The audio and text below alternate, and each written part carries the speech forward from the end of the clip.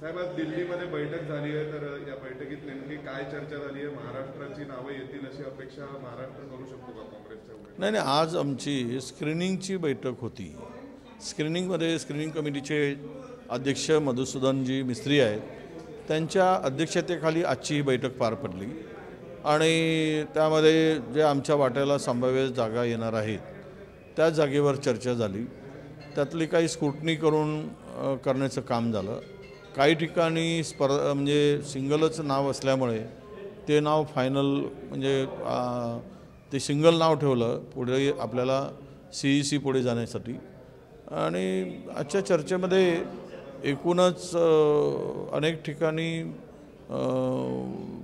Panel आहेत आणि इच्छुकांची मागणी अधिक असल्यामुळे म्हणजे 10 15 इच्छुक एका जागेसाठी त्या ठिकाणी आहे. अशा स्थितीमध्ये त्यातील म्हणजे कास्ट जात किंवा आपण जातनिहाय किंवा आपण असं म्हणू की त्या परिसरात असलेल्या त्याची लोकप्रियता किंवा त्याचं एक काम आणि निवडून येण्याची शक्यता, अशा सगळ्या परिस्थितीतून ते पॅनल बनवण्याचं काम आज झालं आणि पुढे 18 तारखेला या संदर्भात पुढे जाण्याचा निर्णय होतो आहे. साहेब, अजून एक विषय असा आहे की प्रकाश आंबेडकरांची वंचित बहुजन आघाडी महाविकास आघाडीत कधीपर्यंत येईल, काय निर्णय होईल, काय वाटतं तुमची भूमिका? नाही, आमची चर्चा सुरू आहे.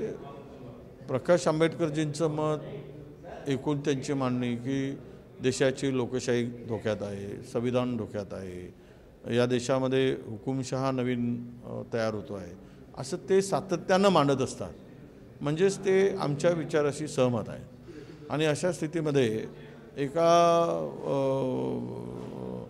जो काही आत्ता डेमोक्रेसीवर घाला घातला जात आहे अशा स्थितीत त्या समविचारी पक्षांनी म्हणजे विचारी पक्ष असतील किंवा पुरोगामी विचारीचे पक्ष असतील त्या सगळ्यांनी एकत्र यावं आणि ती मोठ मजबूत बांधली जावी अशी आमची इच्छा आहे.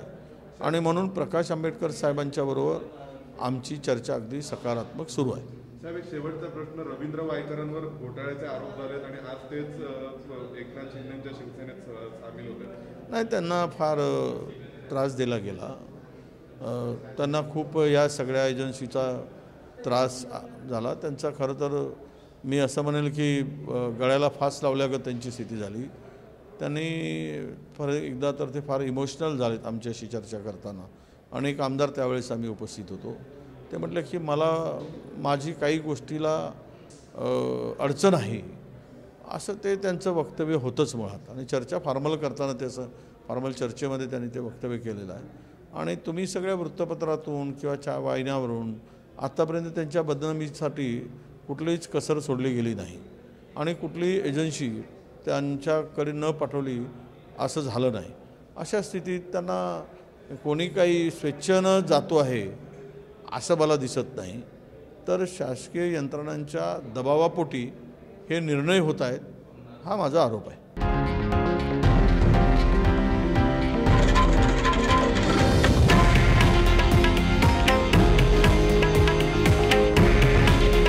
हे आहे देशातील नंबर 1 न्यूज नेटवर्क आणि आपण पाहत आहात TV9 मराठी.